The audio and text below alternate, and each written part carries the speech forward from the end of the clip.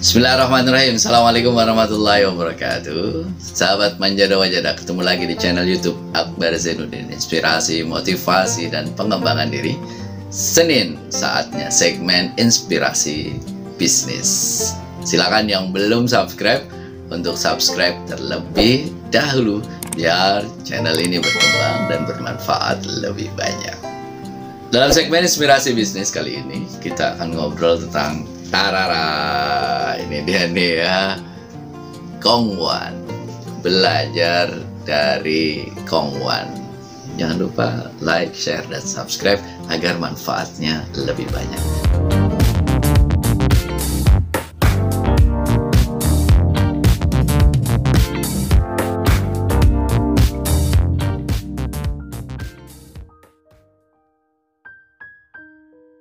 Ini isinya masih biskuit atau rengginang ya, hoax atau masih asli isinya. Karena ini menarik ya, Kong Wan ini bertahan bertahun-tahun, puluhan tahun lamanya. Mulai di Indonesia tahun 1980, gempuran produk-produk yang lain itu masih bisa bertahan. Setiap lebaran itu selalu ada ya, di mana adanya ya, di meja-meja tamu. Walaupun nanti ini kalau udah habis diganti dengan rengginang, ya tidak apa-apa. Indonesia punya jutaan orang yang makan Kong Wan setidaknya setahun sekali. Positioningnya adalah biskuit lebaran. Kong Wan ini sebenarnya berasal dari Singapura. Ironis sekali ya, Indonesia punya banyak sekali penduduk, Kong Wan aja ini harus dari negeri tetangga. Mudah-mudahan setelah ini banyak produk-produk lokal yang menghiasi rumah-rumah kita. Nah, pendirinya dua orang, itu imigran dari Fujian, Tiongkok gitu ya. Itu namanya, mudah-mudahan benar nih spellingnya nih, Xiu Cho Keng ya, Xiu Cho Keng dan Xiu Cho Han. Dua orang nih ya, Xiu Cho Keng dan Xiu Cho Han. Dua orang dari Tiongkok kemudian imigran ke Singapura. Imigran ke Singapura. Nah, menarik sekali. Ngapain di Singapura? Bekerja di pabrik roti. Pabrik roti, pabrik biskuit. Jadi bekerja di pabrik besar di sana. Sedang bekerja di pabrik, Jepang menginvasi Singapura. Mereka kemudian pindah ke Perak, Malaysia. Di sana mulailah mereka ternyata itu ya. Ternyata ketika Jepang menginvasi Singapura, itu berkah buat mereka. Mereka mulai berusaha sendiri, tapi di Malaysia. Di Malaysia mereka mulai membangun bisnis biskuit, tapi pasokannya kurang, sehingga mereka kemudian ganti bisnis yang lain. Selesai perang di Singapura, dari Malaysia mereka berdua balik lagi ke Singapura. Nah, mereka masih punya duit nih, masih nabung dari hasil bisnis di Perak, Malaysia ya. Pulang ke Singapura, pabrik yang dulu mereka bekerja ternyata ditinggalkan pemiliknya karena perang. Mesin-mesinnya beberapa rusak, tapi banyak yang masih bisa dipakai. Nah, mereka membeli mesin itu. Lalu jadilah mereka yang dulu bekerja di pabrik itu sekarang menjadi pemilik. Hebat ya. Jadi mindsetnya itu adalah bekerja, lalu kemudian belajar, lalu kemudian menjadi pemilik. Saya kira mindset yang patut untuk kita teladani ya. Kita bekerja, belajar di pabrik itu, belajar di perusahaan itu, lalu kemudian mendirikan sendiri. Itulah awal mula Kong Wan berdiri. Nah, tahun 1980 mereka mulai membesar, ekspansi ke banyak negara.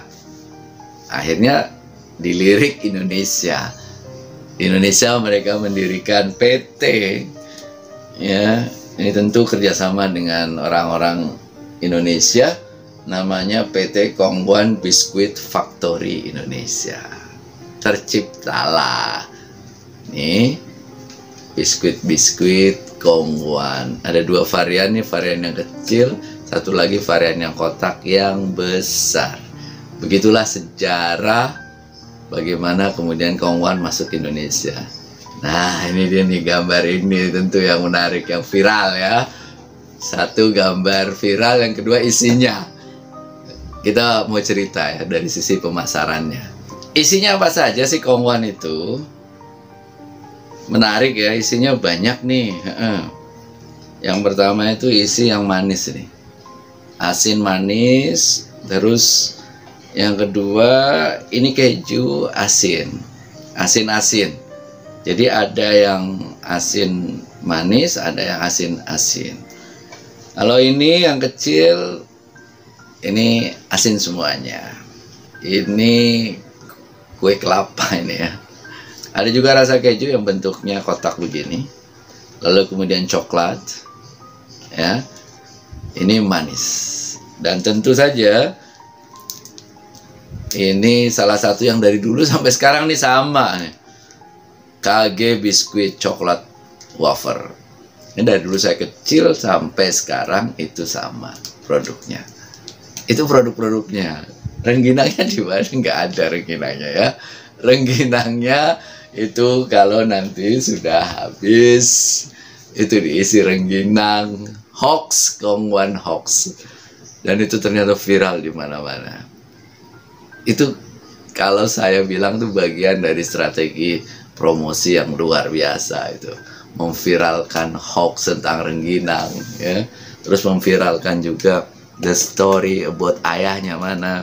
Kok kenapa ini hanya ada ibunya dan 2 anaknya.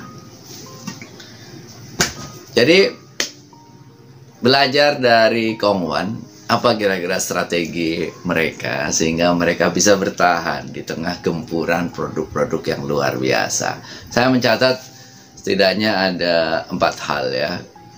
4 hal yang bisa kita pelajari dari Kongwan ini. Yang pertama itu adalah mereka mampu membidik segmen yang tepat. Segmennya keluarga. Segmen yang dibidik adalah keluarga dan lebih khusus itu ya. Ini untuk keluarga bisa dimakan sendiri dan juga bisa untuk makanan suguhan. Artinya disuguhkan di meja tamu. Ya, disuguhkan di meja tamu. Jadi makanan untuk suguhan tamu dan bisa untuk juga untuk dimakan sendiri. Ini target market yang luas sekali karena setiap keluarga kan ada tempat tamunya. Ada tempat tamunya. Kalau bingung kita ngasih makanan apa itu di meja tamu, ya ini Kongwan. Kongwan ada. Kenapa? Karena saya tadi sudah sebutkan, produknya banyak banget variannya. Ada yang manis, ada yang asin, ada yang manis asin, ya, ada yang kelapa. Nah, itu bisa membuat orang tuh saling milih. Kalau saya sukanya yang manis tuh. Dari dulu kecil itu kan saya bertamu kemana-mana, Kongwan itu ada. Jadi orang itu kalau membeli Kongwan, nah itu taruh di tempat tamu.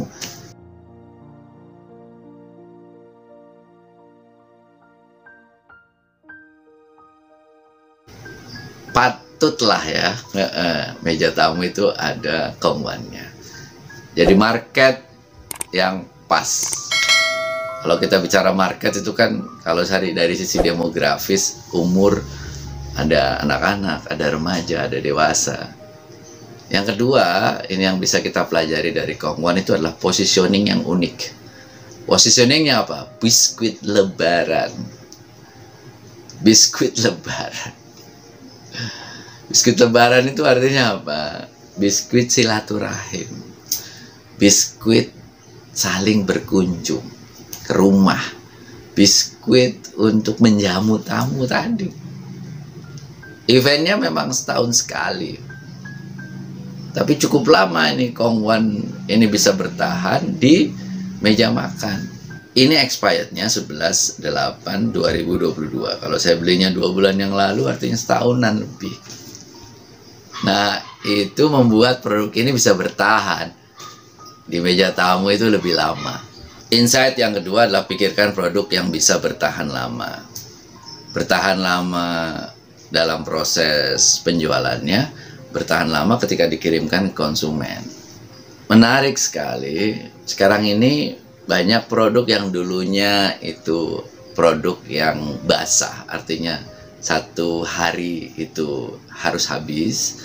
Sekarang ini sudah ada frozen food, macam-macam frozen food itu. Kalau dulu kan yang secara tradisional ada nugget, itu frozen food itu ya. Nah, bakso, ada kebab, terus ada dimsum, itu ada siomay, dan rendang. Itu ada yang bertahan itu berbulan-bulan. Nah, ini kan menarik ini. Jadi kita cari teknologi yang bisa membuat produk itu lama. Agar apa? Agar kita bisa menjualnya, proses penjualannya bisa berlangsung lebih lama. Ini akan lebih memudahkan kita, sehingga kalau nggak laku hari ini, itu kita bisa besok. Nah, kemarin kita di video saya sebelumnya, saya ngobrolin tentang cendol. Cendol ini tidak dibuat sehari langsung jadi, tapi ditakar. Kira-kira sehari ini cukup untuk misalnya 30-50 cup saja. Berikutnya bagaimana? Pakai bubuk. Cendolnya, semuanya ya. Bahan-bahannya itu dibuat bubuk, baru pada saat mau menyajikan itu dipanaskan dan diolah. Begitu caranya kita membuat produk kita bisa awet dan tahan lama. Atau kita dari awal cari apa yang bisa kita jual yang itu bisa tahan lama. Pelajaran ketiga yang bisa kita ambil dari Kong-wan ini adalah konsistensi ya, dalam rasa, dalam kemasan bahkan ya. Gambarnya itu sama dari dulu sampai sekarang. Rasanya juga sama dari dulu sampai sekarang. Sehingga kalau orang mau nostalgia, oh itu mirip-mirip dari dulu sampai sekarang, itu sama. Bahkan ya kalengnya itu kurang lebih sama. Dan kalengnya itu bisa digunakan kalau sudah habis biskuitnya. Dan tentu saja ini yang sangat menarik. Ini Kong-wan menciptakan story, cerita. Kalau produk ada story-nya, itu mudah untuk dikaitkan. Kalau saya ditanya tentang Kong-wan, yang pertama itu adalah fotonya, bapaknya mana? Itu kan bapaknya mana? Kenapa bapaknya nggak ada? Nah, jadi Kong-wan ini kenapa bapaknya nggak ada? Saya telusuri ya di Google itu saya ketemu itu. Yang melukis ini lukisan ternyata ini ya, bukan foto ini. Yang melukis itu namanya Bapak Bernardus Prasojo. Ini seorang ilustrator. Bernardus Prasojo seorang ilustrator.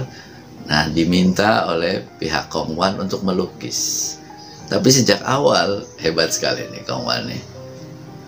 Dimintanya itu memang bertiga ini. Jadi ibu dan 2 anak. Tidak ada bapaknya memang dari awal. Entah kemudian itu untuk menciptakan viral, entah apa, tapi ide awalnya itu begini, bahwa pengambilan keputusan ketika membeli sesuatu itu kan pasti ada orang-orang yang berpengaruh, dan orang yang berpengaruh dalam membeli makanan untuk tamu itu adalah ibu. Kalau ditonjolkan bapak tidak ada pengaruhnya, maka hanya ibu yang ditonjolkan di sini. Hanya ibu yang ditonjolkan di sini. Jadi strategi yang saya kira luar biasa. Ketika ibu-ibu melihat, oh iya ya, ini ada Kong-wan, ayo kita beli. Kalau bapak-bapak ngelihat kan tidak ada kepikiran, saya harus beli ini terus taruh di meja makan, kecuali beberapa orang ya. Tapi kalau ibu yang ngelihat, kan ibu yang memikirkan kalau ada tamu makanannya apa. Cerdas sekali. Dan dibuat itu sebagai sebuah cerita, the story. Jadi memang disengaja, lalu kemudian membuat cerita yang viral kemana-mana. Semakin viral sebuah produk dengan berbagai ceritanya, itu tentu saja akan semakin banyak dibicarakan orang. Ketika itu viral di mana-mana, di grup WA itu, terus ada yang nambahin gambar bapaknya. Nah, itu produk ini dibicarakan orang. Moral of the story adalah produk ini, kalau kita menciptakan produk, kalau bisa memang ada ceritanya. Produk kita itu ceritanya apa? Kasus McD, BTS itu ya. Kenapa kemudian itu laku, membludak luar biasa? Karena produk ini dikaitkan dengan story. Banyak sekali produk-produk di Indonesia yang laku itu karena story-nya. Maici itu juga dulu karena ada story di balik Maici itu. Roti yang ada di Bread Talk gitu ya, itu semua masing-masing itu ada story-nya. Jadi bikin aja story-nya. Bikin story yang semakin menggugah, itu akan semakin menyenangkan, akan konsumen itu akan semakin terikat. Karena konsumen kan dua nih, pikirannya atau hatinya. Kalau story, kalau ada cerita, itu hatinya yang kemudian kita ambil agar terikat dengan produk kita. Demikian rekan-rekan pengusaha, tetap semangat ya, tetap kreatif dalam kondisi apapun. Itu 4 hal yang bisa kita pelajari dari Kongwan Biskuit hari ini. Pertama itu adalah segmen harus tepat, karena kita memenuhi kebutuhan mereka juga harus tepat. Produknya harus tepat ya. Yang kedua, positioning produk kita, keunikan produk kita, keunggulan produk kita itu apa? Itu juga kita mesti kuat di sana, mesti bisa dikomunikasikan dan bisa dicerna dengan mudah oleh konsumen.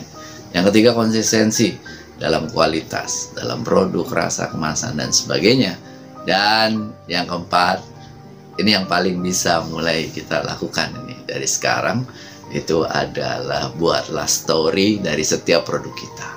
Story itu akan membuat orang itu semakin terikat secara emosional. Mudah-mudahan bermanfaat. Silakan untuk juga melihat berbagai video-video lain yang ada di channel YouTube ini. Jangan lupa like, share, dan subscribe agar manfaatnya lebih banyak. Terima kasih. Ketemu lagi di Inspirasi Bisnis minggu depan setiap hari Senin. Assalamualaikum warahmatullahi wabarakatuh.